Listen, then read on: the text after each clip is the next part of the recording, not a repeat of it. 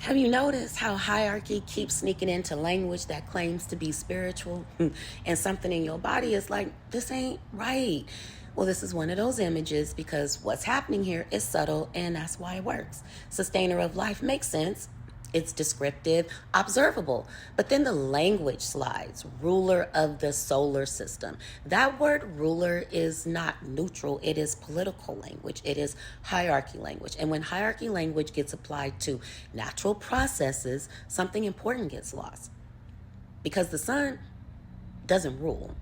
It doesn't command, it doesn't dominate. It sustains through relationship, through proximity, through consequence, through balance. So how does hierarchy keep sneaking into language that claims to be spiritual? Because recognition is not the same as separation. Someone can recognize hierarchy intellectually and still describe reality using the same dominant frames they were trained in.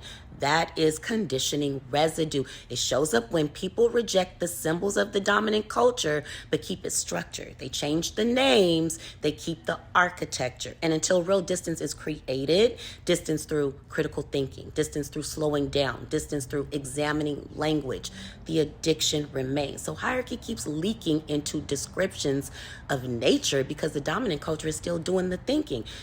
That is where sloppy language amplifies lazy logic, because if you recognize hierarchy but still rely on authority language to describe a natural environment, that tells me separation has not happened yet.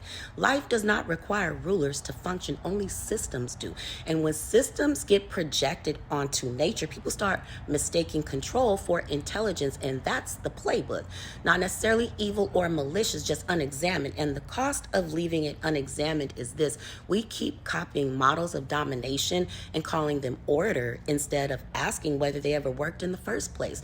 Once you start noticing the language, you stop mistaking hierarchy for truth and you realize life was never asking to be ruled.